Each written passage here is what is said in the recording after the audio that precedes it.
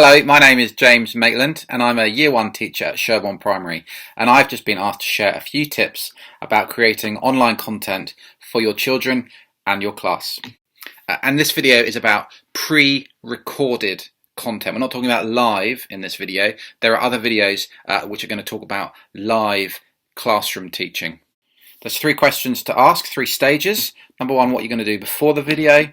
Number 2, what you're going to do during the video. And number 3, what you're going to do after the video. So let's get started. What are you going to do before you even hit the record button? Well, the first thing is to work out, what do you want your video to be about? Are you sharing something like a book? Or are you hoping to teach something to your children, like some maths? What is your video? What is the purpose of your video? You want to think about the software you're going to use to record the video. I have been using Zoom. I like Zoom because Zoom often gives you the opportunity to have a little video of yourself in the corner while also sharing your slides.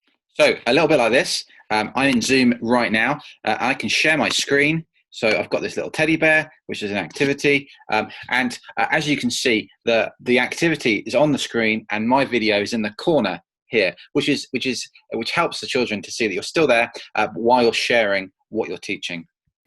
Don't write a script for your lesson.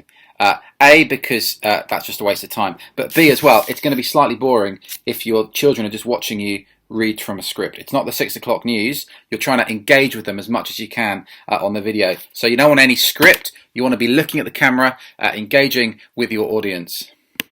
Do a test 5-second video. There's nothing worse than thinking you're recording 10 minutes of the most outstanding lesson only to find out you didn't hit record, or the volume wasn't working, or your video is off. So do a little tester before you plunge right in.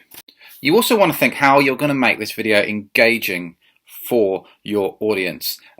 Children are used to watching fast-paced cartoons, lots of different camera angles. They're not going to be engaged with you just looking at the video for 10 minutes. They're going to quickly fall asleep. So think about any props you want to hold. Think about any slides you want to share with them, any videos you want to share with them, anything to make the video a little bit more interesting and engaging for them to jump in and stick with it. Okay, we're ready to think about what happens when you press record and you're ready to video. One thing I would say is think about eye contact. You don't want to be constantly staring at the webcam. It's quite intense. And normally when you talk to somebody, you look away, you take a break in eye contact. So just think about taking a moment's pause away from the camera, and the person watching will feel much more at ease rather than having someone stare at them for 10 minutes. Think about the camera angle and what your audience is going to look at. Nobody wants to see up your nostrils. Try and frame everything within your camera. There's nothing worse than someone making hand gestures off camera and you're like, what are they doing? What are they showing? Try and keep all your hand gestures, all your movements within the frame. But also, try and make sure you're not doing loads of movements, because that's just going to get awfully distracting. Have a think about the background behind you when you're recording. It's fascinating to look at other people's kitchens, but it might be overly distracting if there's too much stimulus behind you for your pupils. Think about a plain but not too boring background. Think about background noise if you've got pets or children or noisy TVs. You want to keep your voice quite speedy. You don't want to talk really slowly, particularly when you're engaging on video.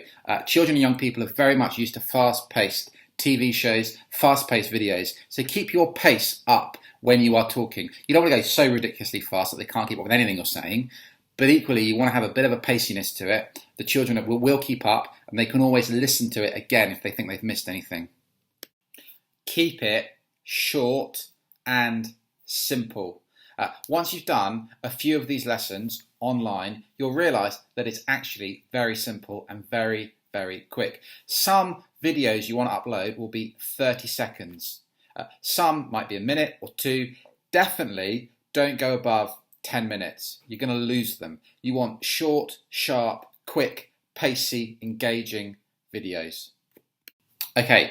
Once you've finished recording your video, there's just a few little things you need to think about. You've got two options really. You leave it as it is, which is kind of the easy option, or you go back and you edit it and you add maybe some sound effects, or maybe you add some pictures, or maybe you want to cut some things out. I just use iMovie for that. I think it's great. You can do it on your iPad or your computer. There are other video editing software out there as well, but you don't need to edit it. It kind of adds a lot more time to the process, but if you want to, you can edit your video, or you can just leave it as it is. You've made this great video, you've made this great content. How are you going to get your students to access it? I use YouTube. YouTube is great, I think, because it's quite easy to use. If you've got a Gmail account, you can just use the YouTube uploader. You can choose if you want to make it public for the whole world to witness your amazing teaching, or you can just keep it a private link so that only those people with the link can view your video. I would go for YouTube personally. There are other ways you can share your video too. Just make sure, however you are sharing it, that you've checked the sharing settings. You don't want to send out a link and then people get a message saying you need to unlock the sharing settings. So just check, do a little check. Send the link to someone you know, get them to open it, and just check the link works and everything is okay. Before you send the link live, watch the video back, or get a friend to watch the video back if you can't quite bear it. Just to check everything is in line, nothing is said that you didn't want said, there's no background noise that's inappropriate. It's always good to check something, watch it back before you hit send. Ask someone for feedback. Maybe as a staff team, watch each other's videos, get someone to say, just tweak this little bit. Why are you doing it like that? Try this. Help each other. We're a team. Watch each other's videos. Let's help each other get even better. The last thing to say is, I don't really know what I'm doing. I've learned by watching other people. You probably watch me and think, actually, how he does it is awful. I'm not going to do it like that. So even if you're watching people who are doing it not very well, you're learning. So we're kind of learning as we go. You guys have probably got much better ideas than I have. But there's just a few ideas to get you started on your journey of online content.